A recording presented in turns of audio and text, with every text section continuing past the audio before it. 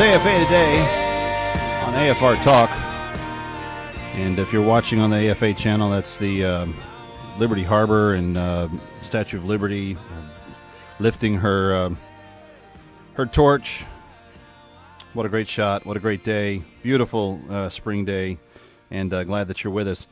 So Trey Gowdy named yesterday.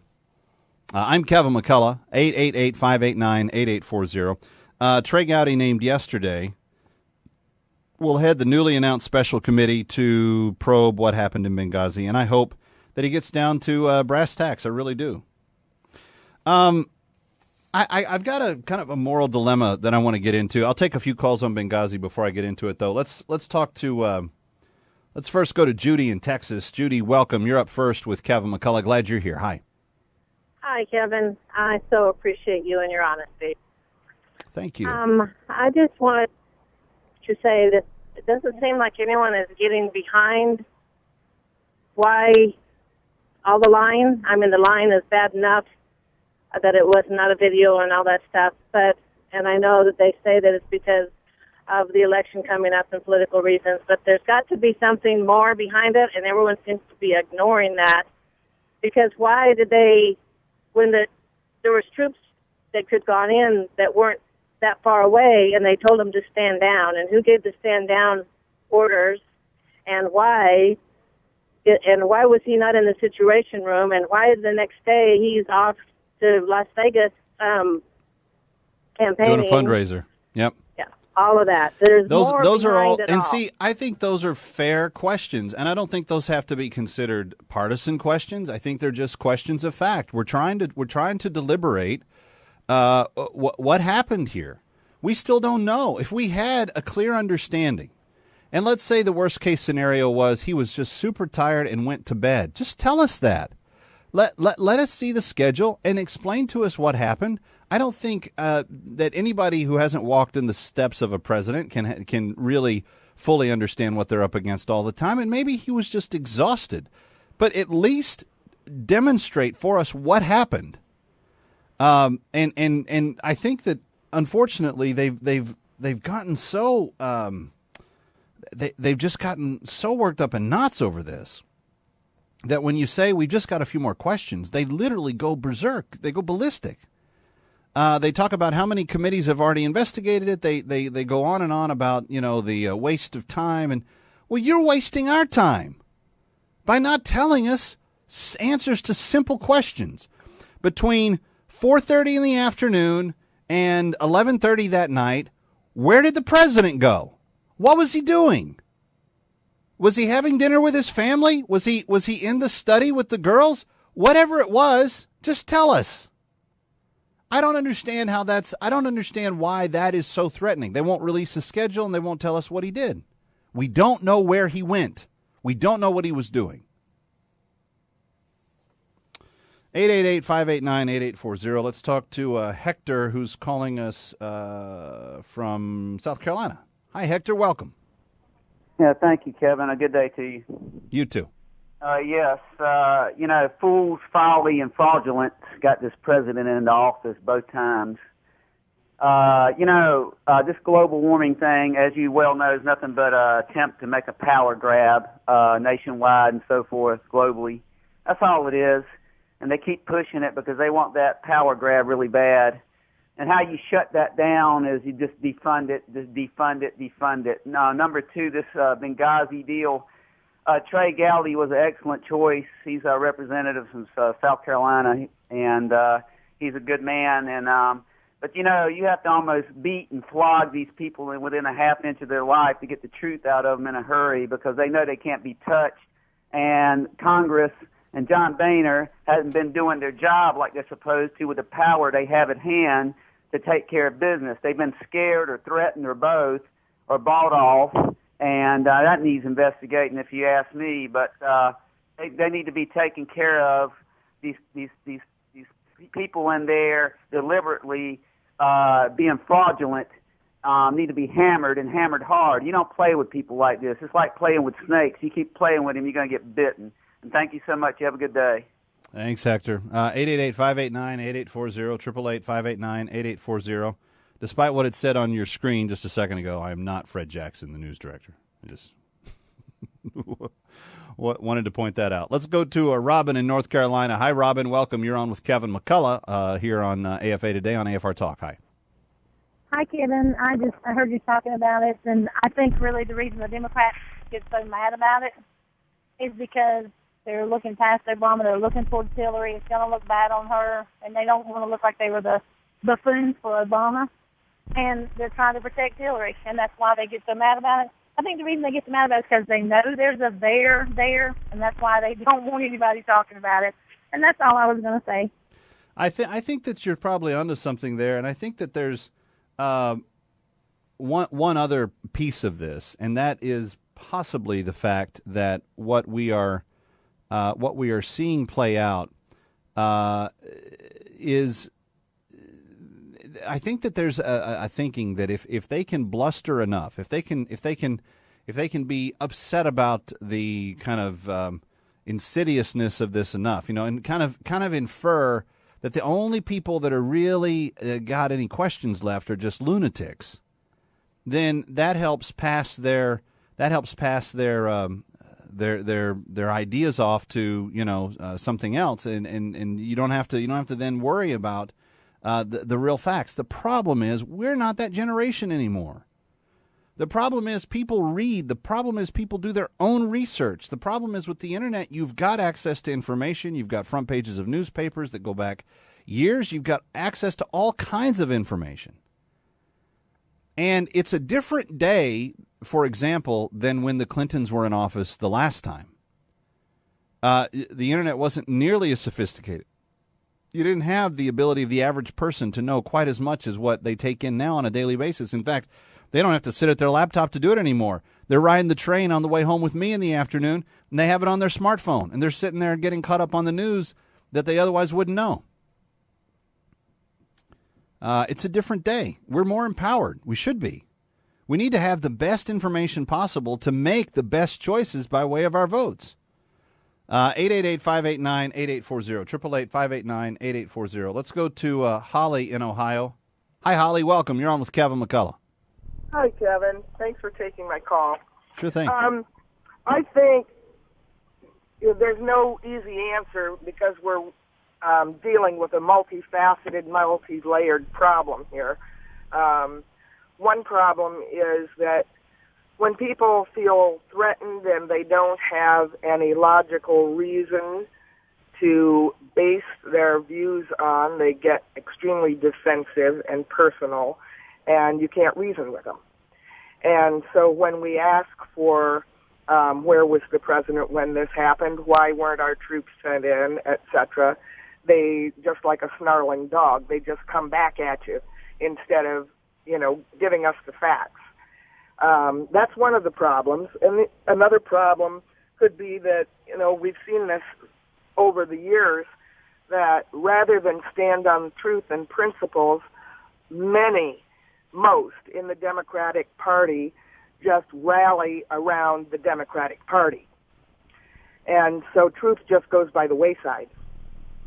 And the other problem, when I look at Benghazi, I don't just see only, and I mean that I don't mean that they were only, I mean it kind of, tongue-in-cheek. Not only were 4 Americans killed, but that was an act of war on American property. Right. That embassy is American property. So it was really an act of war.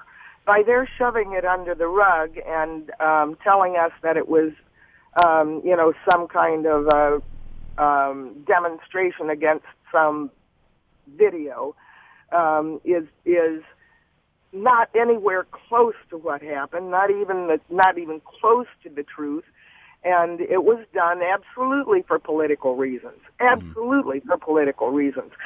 only to keep President Obama's administration from looking bad because they had said that the whole terrorist movement was under control, but also because I believe that our present administration does not have America's good at heart. but has actually wants to promote the Muslim Islam, radical Islam agenda. He made the mistake when he was campaigning the first time of slipping. Someone asked him a question, and he said, well, with my Muslim, I mean Christian upbringing. And I think he was right the first time. Holly, thank you for your call. And I've never been one that participates in the conspiracy that he's actually trying to turn America radical Islamic.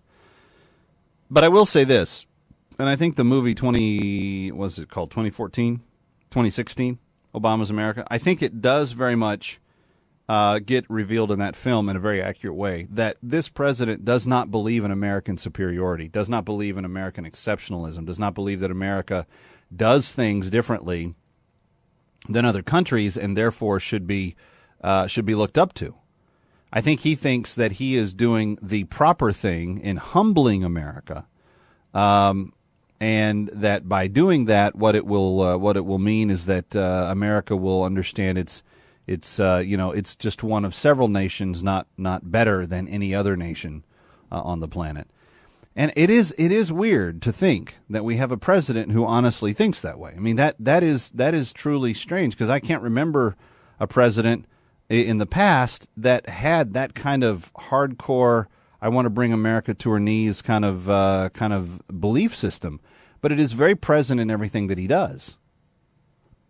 Remember in Libya, speaking of Benghazi, when Gaddafi was being overturned, we'll lead from behind. Whatever that means. 888-589-8840, 888-589-8840. You guys want to talk about Benghazi, we'll talk about Benghazi. Let's go to Jimmy in Arkansas. Hi, Jimmy. Welcome. You're on with Kevin McCullough. Glad you're here. Kevin, thank you for taking my call. Sure thing. I just want to make a statement. I was listening to you a while ago about the Democrats saying this has been like 2 years ago. Mm-hmm. Suppose you or I went out and murdered somebody or had an opportunity to stop it and didn't do it, or were involved in it somehow. How long do you think that the law would look for me or you, or try to straighten out the situation? I'm not sure I follow your point, but explain. Well, what I'm saying is they're saying that it should be over with. But if I had, if I had someone I knew was in trouble and I could help them or stop them from getting murdered or something like that, and knew what was going on, the law would want to investigate me. So why not investigate the White House? Well, I think that's the point I'm making, Jimmy. Yeah. Yeah. All right. Well, thank you for your call. Appreciate it. 888-589-8840. Darrell's in Oklahoma. Hi, Darrell. Welcome. Hi, Kevin. How are you doing? I'm doing well. Thank you for asking, sir. Hey, I just want to say I appreciate what you do. I truly believe that there's a lot of people in America that really just have no clue at the out of boundaries that our government has become. And what this is I'm not that old. I'm only 54, but I have been around a couple of blocks here and there. And we have a government here that is literally out of control. And I believe we have a president who has no clue. And I believe that we look at everything, the IRS problems and all this stuff, all these different agencies. They're operating and doing what they've always wanted to do, but under previous administrations, I believe there were strong checks and balances that kept those activities under check. And it just seems every other week it just gets worse and worse and more out of control. And I think that our president is always running behind the incidents and trying to catch up and cover up and say something, because I don't think he's doing his job. It does seem, Darrell, and that's a very important point, and I'm not sure that enough people make it, so thank you for doing that. It does seem like this president gets surprised over and over again. It's like, that happened? Oh, this happened? Oh, how'd that happen? And I don't know if that's intentional or by design or by accident, but the appearance that it has is that I really don't know what's going on. And by the time I figure it out, I'm the last one in the world to know about it. For instance, the IRS targeting Christian and conservative groups with their political targeting for whether or not they get, their 501c3 status. He claimed that after the scandal had been broken and that everything else had been made public, that he saw about it watching the news. Well, first of all, if that's true, and let's just assume for a minute that it possibly could be, do you know how many levels of communication would have failed just internally if that kind of revelation was made public on the news and had not been communicated up the chain of the executive branch to him in advance? I mean, it's genuinely bizarre to regularly hear him say, well, I found out about that the way everybody else did. But you've got all these advantages, Mr. President. You're not supposed to be finding out the same way everybody else is. You're supposed to be in the know a little bit ahead of us and then explaining to us what happened. Because as your employers, that's what we expect of you. Anyway, Kevin McCullough, glad you're with us. 888-589-8840. This is AFA Today on AFR Talk.